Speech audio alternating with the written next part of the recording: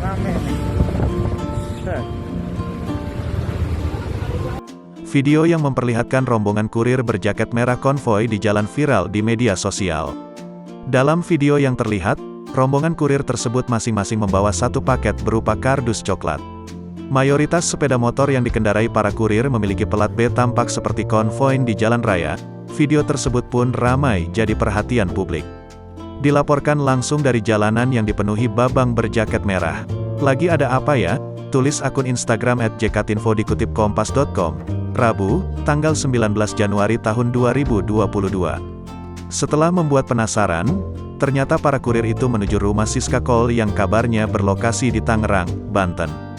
Hal ini terungkap dalam video yang dibuat Siska Kol baru-baru ini. Rupanya, para kurir masuk dalam kontennya yang menyuguhkan memindahkan isi minimarket ke rumahnya.